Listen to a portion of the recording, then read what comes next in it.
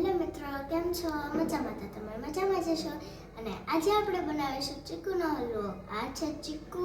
આપણે પહેલા ચીકુ લઈશું, પછી આપણે મોરો માવો પણ લઈ શકીએ અને એની જગ્યાએ મિલ્ક પાવડર પણ લઈ શકીએ. આ છે ઘી અને આ છે ખાંડ અને આ છે બદામ. આપણે એટલી વસ્તુ લેવાની અને પછી આપણે ચીકુના કટકા કરવાના.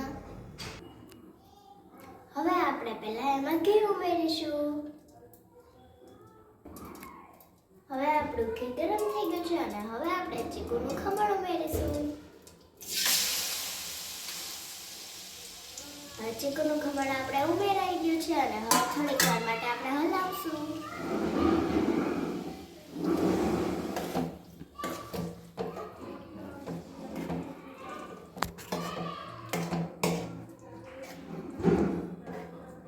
ચીકુમાંથી હવે ઘી છૂટું પડવા માંડ્યું છે અને હવે આપણે એમાં મોરો માવો ઉમેરીશું. ચાલો હવે આપણે એમાં મોરો માવો ઉમેરી દઈએ.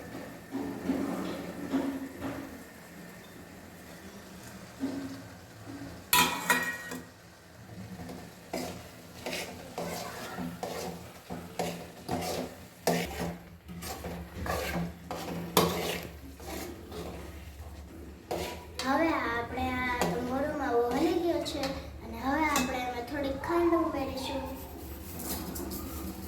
અને આ મોરા માવાની જગ્યાએ આપણે મિલ્ક પાવડર પણ નાખી શકીએ છીએ.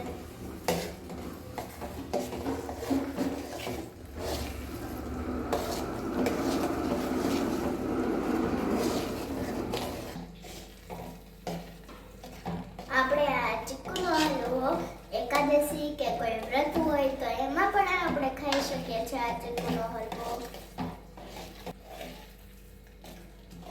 મિત્રો, હવે આપણો ચીકુનો હલવો તૈયાર થઈ ગયો છે. તમે પણ જોઈ શકો છો. આ ચીકુનો હલવો આપણો તૈયાર થઈ ગયો છે અને હવે આપણે થોડીક એવી બદામ પણ આમાં ઉમેરી દઈશું.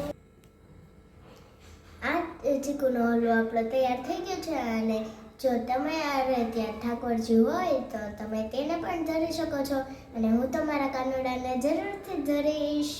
અને તમને અમારી રેસીપી ગમી હોય તો લાઈક, શેર અને સબસ્ક્રાઈબ જરૂરથી કરી દેજો.